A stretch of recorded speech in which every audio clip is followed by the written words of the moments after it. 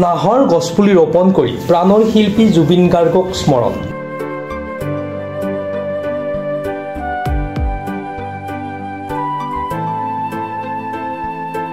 অসম গৌৰৱ প্ৰাণৰ শিল্পী হিয়াৰামঠু সাৰ্থক জুবিন গাৰ্গলৈ শ্ৰদ্ধাঞ্জলি জনাই আজি বৃহত্তৰ বৰদোৱাৰ ফলাগাঁও অঞ্চলৰ জুবিন অনুৰাগীসকলে মিলি এক বৃক্ষৰোপণ কাৰ্যসূচী ৰূপায়ণ কৰে।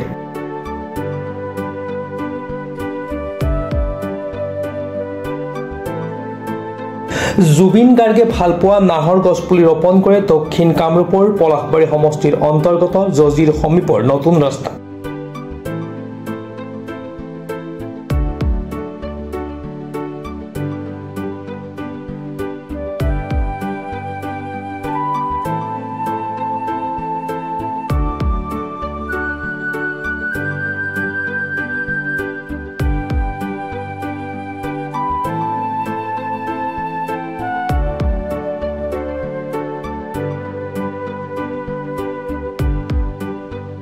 প্ৰাণৰ শিল্পীগৰাকীলৈ শ্ৰদ্ধাঞ্জলি জ্ঞাপন কৰি 52 জোপা নাহৰ গছপুলি ৰোপণ কৰাৰ লগতে বহুকেইজোপা বিভিন্ন ধৰণৰ গছপুলি ৰোপণ কৰে।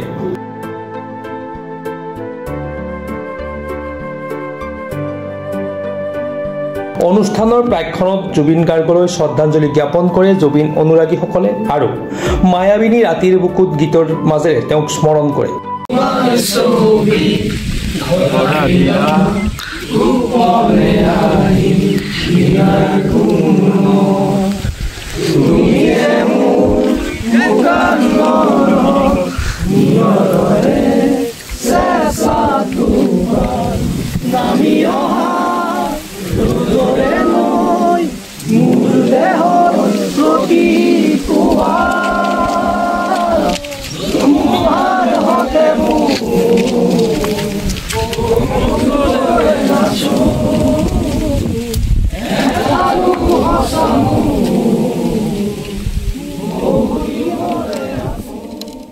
এই অনুষ্ঠানত অংশগ্ৰহণ কৰে পশ্চিম কামৰূপ বন সংমণ্ডলৰ অন্তৰ্গত লোহাৰঘাট বনাঞ্চলিক কাৰ্যালয়ৰ বিষয়া নয়নজ্যোতি দাসৰ লগতে বন বিভাগৰ এটি দল।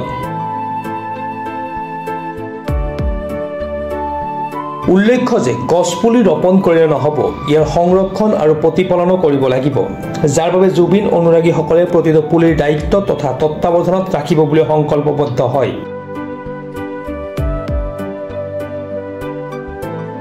নিউজ ডেস্ক ৰিপৰ্ট, প্ৰাতঃ টাইম ডিজিটেল।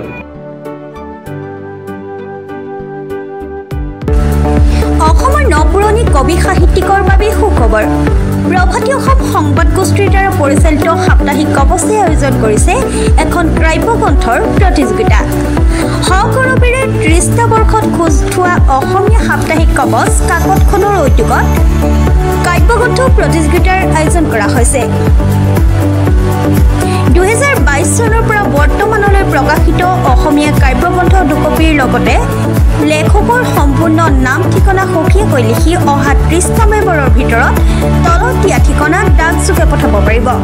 আমাৰ ঠিকনা সাপ্তাহিক কবচ, প্ৰভাতী অসম সংবাদ গোষ্ঠী, বিজয়নগৰ ডাকঘৰৰ সমীপত, কলিতা মাৰ্কেট, 3য় মহলা, জিলা কামৰূপ অসম 781122।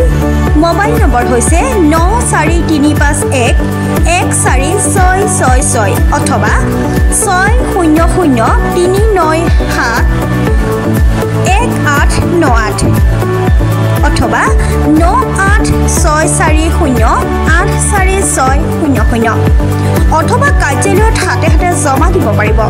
এই প্ৰতিযোগিতাত বয়সৰ কোনো সীমা নাই। অহা জানুৱাৰী মাহত ফলাফল ঘোষণা কৰাৰ লগতে বঁটাসমূহ বিতৰণ কৰা হ'ব। সকলো প্ৰতিযোগীকে মানপত্ৰ প্ৰদান কৰা হ'ব।